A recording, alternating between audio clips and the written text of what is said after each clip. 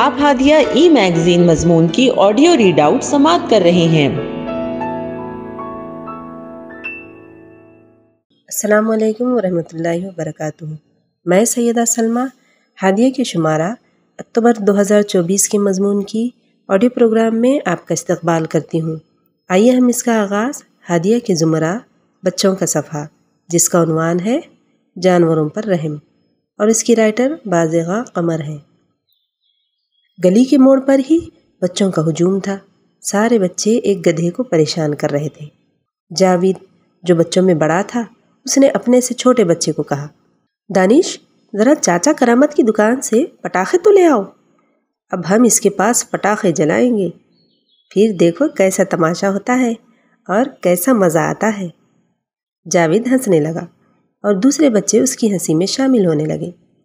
دانش نے پیسے لینے کے لیے ہاتھ بڑھائے ہی تھے کہ ارسلان بھائی پر نظر پڑی۔ اس نے جاوید کو اشارہ کیا کہ ہم ارسلان بھائی کی نظروں میں آ گئے ہیں۔ اس سے پہلے کہ سب رفو چکر ہوتے ارسلان بھائی ان کے گروپ تک پہنچ چکے تھے۔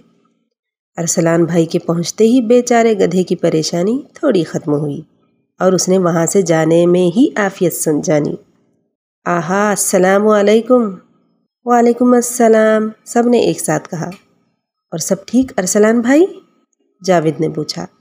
الحمدللہ شکر ربی، تم سب کیسے ہو؟ ٹھیک الحمدللہ، سب نے کہا۔ آج کالج نہیں گئے ارسلان بھائی؟ اس بار دانش نے سوال کیا۔ امتحان ختم ہو چکے ہیں تو ابھی میرے کالج کی تعطیلات چل رہی ہیں، اس لیے آپ تمام کی کیا مصروفیات ہیں آج کل؟ سب ایک دوسرے کی طرف دیکھنے لگے۔ ارسلان بھائی نے مسکراتے ہوئے اپنی جانب سے پیشکش کی، تو کیوں نہ آج میری طرف سے آپ کے لیے پارٹی ہو جائے؟ چلو میرے گھر چلو، وہیں چل کر انجوائے کرتے ہیں۔ ارسلان بھائی کی طرف سے دعوت کی پیشکش پر سب خوش ہو گئے۔ اپنے اور دوستوں کو بھی ساتھ لانا، ارسلان بھائی نے کہا تو سب فوراً اپنے دوستوں کو اکٹھا کرنے لگے۔ تھوڑی سی دیر میں کافی تعداد میں بچے ارسلان کے گھر کی چھت پر جمع ہو گئے تھے، جہاں ارسلان نے ان کے لیے ناشتے کا انتظام کیا تھا۔ ناشتے کے بعد سب ایک دوسرے سے گپ شپ میں مشغول ہو رہے تھے کہ ارسلان نے سب کی توجہ اپنی طرف مبذول کی۔ پیارے بچوں، کیا آپ جانتے ہیں کہ رحمت للعالمین کن کو کہا جاتا ہے؟ اللہ کے رسول کو، نبی پاک کو۔ بہت ساری آواز بچوں کی طرف سے آئی۔ کوئی ایک بتاؤ، ارسلان نے کہا۔ دانش نے جواب دیا، رحمت للعالمین حضرت محمد صلی اللہ علیہ وسلم کو کہا جاتا ہے۔ شاباش دانش، ارسلان نے مسکراتے ہوئے اسے داد دی۔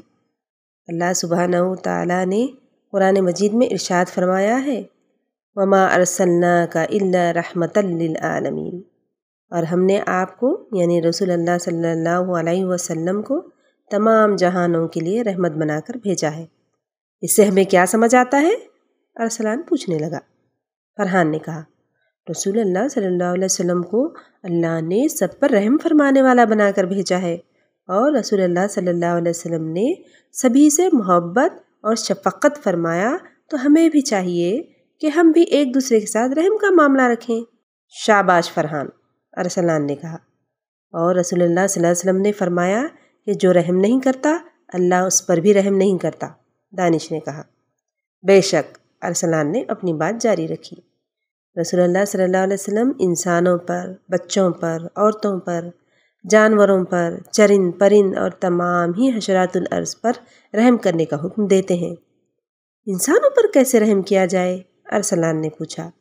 عبداللہ کہنے لگا، مما کہتی ہیں کہ مجھ پر رحم کرو، آپس میں جھگڑا مت کرو۔ اپنے چھوٹے بھائی سے جھگڑا نہیں کرنا چاہیے، یہ مما پر اور چھوٹے بہن بھائی پر رحم ہے۔ عبداللہ کی بات سن کر سب ہنسنے لگے۔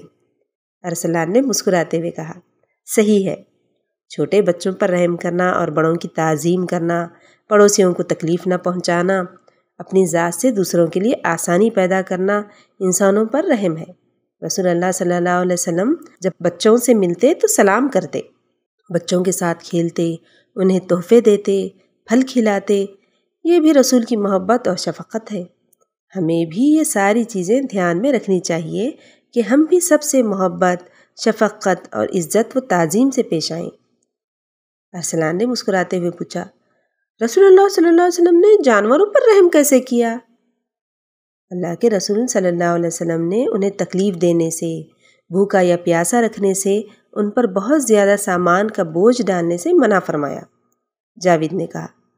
بالکل صحیح، ارسلان نے کہا۔ اور ایک اونٹ نے اللہ کے رسول صلی اللہ علیہ وسلم سے اپنے مالک کی شکایت بھی کی تھی کہ وہ اونٹ کو بھوکا رکھتا ہے اور زیادہ کام لیتا ہے۔ جعفر نے کہا۔ بالکل صحیح، ارسلان نے کہا۔ اور 4 اکتوبر کو یوم حیوانات بھی تو منایا جاتا ہے تاکہ ہم حیوانات کا تحفظ کر سکیں۔ صادق نے بھی اپنی بات پیش کی۔ بالکل، تو سمجھ آیا بچوں کہ ہمیں جانوروں کو تکلیف نہیں دینی ہے بلکہ ان پر رحم کرنا ہے۔ جی ارسلان بھائی، اللہ سبحانہ و تعالی ہمیں معاف فرما دے کہ ہم نے بہت سے جانوروں کو پریشان کیا، انہیں تکلیف دی، کہ اب سے ایسا نہیں ہوگا۔ جاوید نے کہا۔ ارسلان بھائی، اب سے میں چھت پر چڑیوں کے لیے دانہ اور پانی رکھوں گا، دانش نے عزم کیا۔ ارسلان نے مسکرا کر اسے سراہا۔ اتنے میں عصر کی اذان گونجنے لگی اور ارسلان کے ساتھ تمام بچے مسجد کی طرف روانہ ہو گئے۔ ہادیہ مضمون کی آڈیو سماعت کرنے کے لیے شکریہ۔